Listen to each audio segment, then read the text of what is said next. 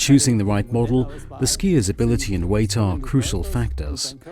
To find the right ski length, Fischer's length recommendation helps to begin with, and then the individual fine-tuning takes place using the Fischer Testboard. Before the ski is placed on the testboard, we use a steel blade to determine the balance point of the ski. We hold it here, and once we've got the balance point, we take the ski and put the balance point on 0. The customer then stands on the skis with the tips of the feet on the 0 point. We now adopt the gliding position on the skis. Weight is distributed equally on both skis. It should then be possible to move the testboard approximately 35 centimeters forwards and back roughly to the heels. If that is possible, then the climbing zone with the wax or crown finish doesn't come into contact with the snow, enabling perfect gliding. If this is not possible, then the ski has too much contact. This slows you down and makes skiing less enjoyable. Single-leg gliding is next on the list. This time the skier stands with a whole foot on the ski.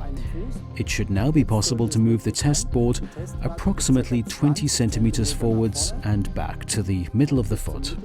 This means that perfect single-leg gliding is possible. A safe kick action is tested in the third step. The skier stands with the forefoot on the ski. In this position, you should not be able to move the testboard. If this is the case, then a perfect kick action is possible at any time. If, however, you can still move the testboard, there is no contact between the snow and the climbing wax or crown finish. Forward motion and a safe kick action are no longer guaranteed. Once you've found the ideal ski, the individual wax markings are put onto them. Starting with double-leg gliding, the area in which the testboard can move freely is marked for dry waxes.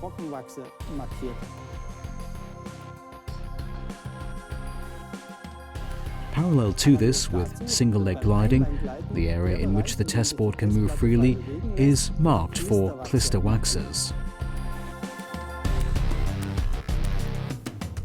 Now we have found the right classic ski, it is time to look for the right skating ski.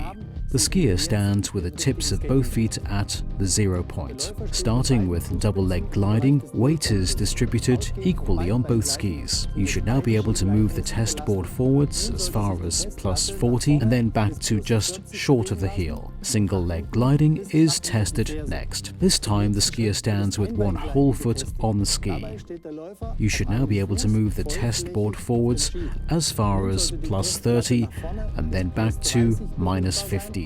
This means the ratio is 2/3 to 1/3. If the testboard can be moved too much or not enough, then this means that the skier will not be able to glide properly. Finally, the kick action is tested. The skier stands on the balls of the feet for this. You should now be able to move the testboard forwards as far as plus 20 and then back to minus 10. If the testboard can be moved far too much or not enough, then this means that the skier will not be able to kick properly. We have now found the right skis for both styles. Now it's time to get outdoors. Enjoy your cross-country skiing.